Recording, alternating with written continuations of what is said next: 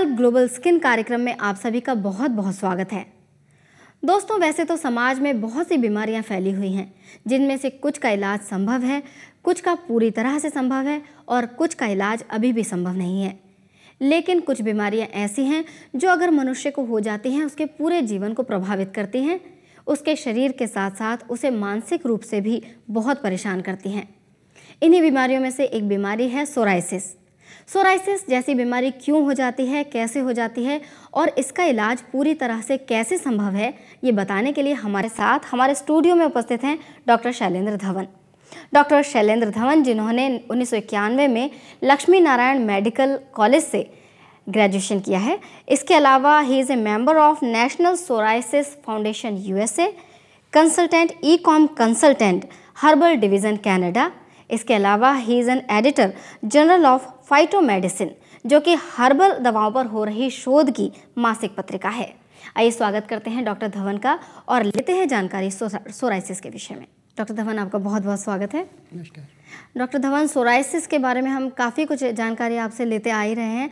आज भी हम सोराइसिस पर आपसे कुछ चर्चा करना चाहेंगे जो बहुत महत्वपूर्ण है। सबसे पहले तो मैं आपसे यही पूछना चाहूँगी कि सही शब्दों में क्या कहा जाए कि सोराइसिस क्या व्याधि है?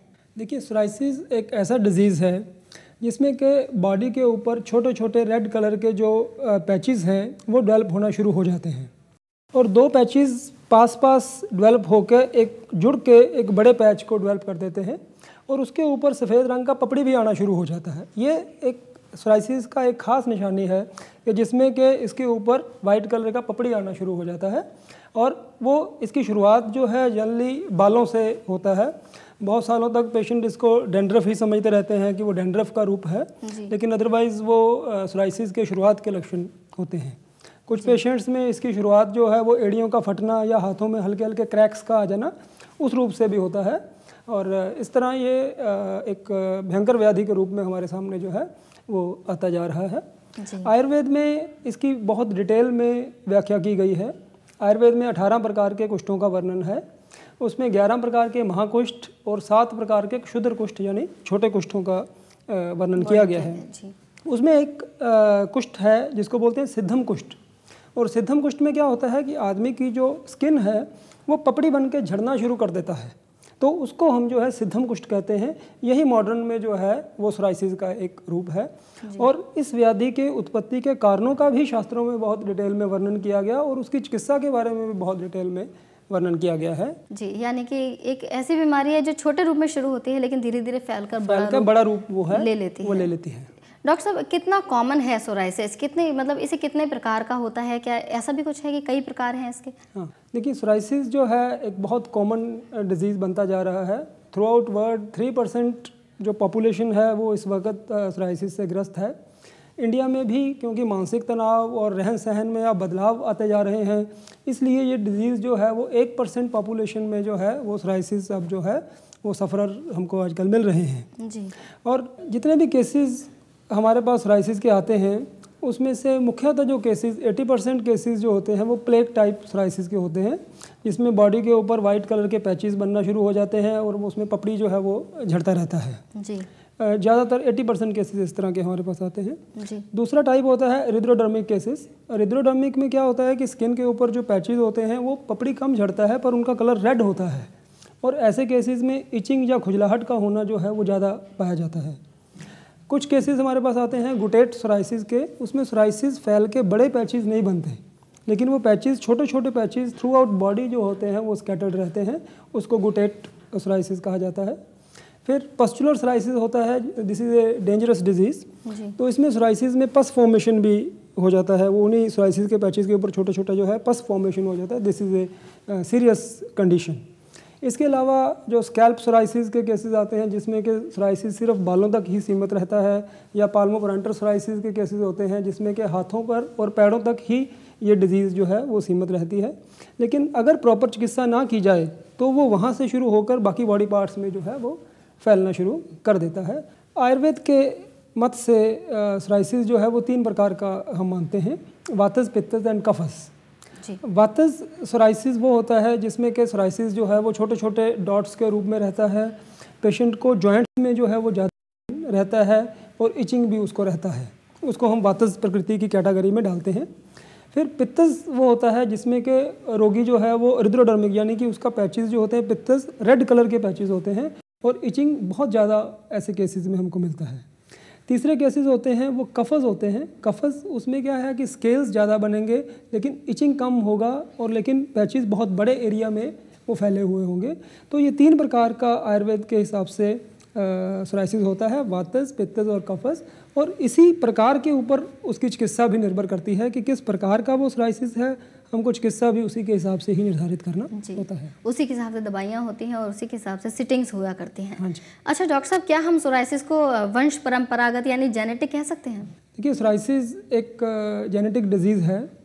जितने भी केसेस हमारे पास सोराइसिस के आते हैं 10 में से 3 पेशेंट्स में किसी न किसी प्रकार का सोराइसिस या कोई और स्किन डिजीज़ की हिस्ट्री जो है वो हमको मिलता है। लेकिन हमने अपने क्लिनिक पर ये भी नोट किया है कि सिर्फ जेनेटिक इम्पॉर्टेंट नहीं है।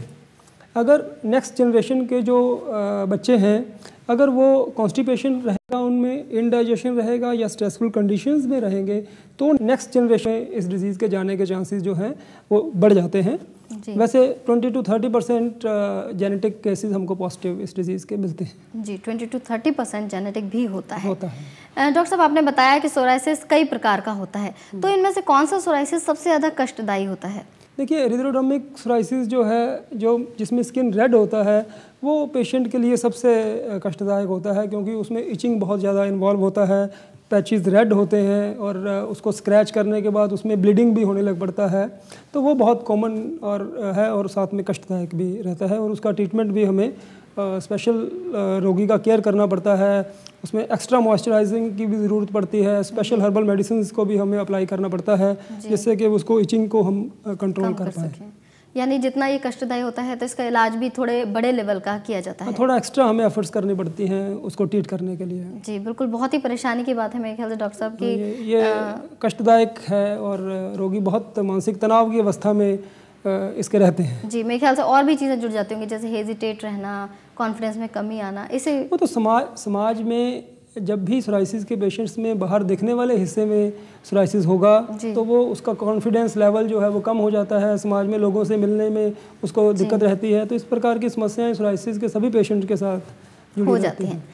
तो दोस्तों, आपने जाना कि सोराइसिस कितनी खतरनाक बीमारी है। शुरुआत तो होती है बहुत ही छोटे छोटे दानों से, लेकिन आगे जाकर ये इतना विकराल रूप ले लेती है कि मानसिक रूप से, शारीरिक रूप से और हर तरह से परेशान कर देती है।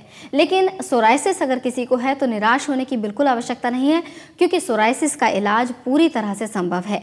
सोराइसिस के विषय में और जानकारी के लिए आप देखना ना भूलें हमारा अगला एपिसोड। डॉक्टर साहब, आपने बहुत ही अच्छी और उपयोगी जानकारी हमारे दर्शकों को दी। मेरे ख्याल से बहुत से जो लोग निराश हो रहे होंगे वो एकदम जाग गए होंगे आपकी बातें सुनकर कि सोराइसिस का इलाज भी हो सकता है। आपकी इस जानकारी के लिए आपका बहुत बहुत धन्यवाद। सफेद दाग यानी ल्यूकोडर्मा अब लाइलाज नहीं। सफेद दाग व सोराइसिस की बेहतर चिकित्सा व जानकारी के लिए देखिए कार्यक्रम कायाकल्प global skin with doctor Shailendra Dhawan, कल इसी समय इसी चैनल पर। ल्यूकोडर्मा एवं सोराइसिस के विषय में अधिक जानकारी हेतु प्रातः 10 बजे से सायं 5 बजे के बीच निम्न नंबर पर संपर्क करें 012941799393। सोमवार अवकाश। कायाकल्प global, a psoriasis and leucoderma clinic, clinic number 5, sector 17 market, opposite Apollo clinic, Faridabad, Haryana. Phone 012941799393. Doctor not available on Monday. Meeting time 10 AM to 5 PM. Website www.kayakalpglobal.com.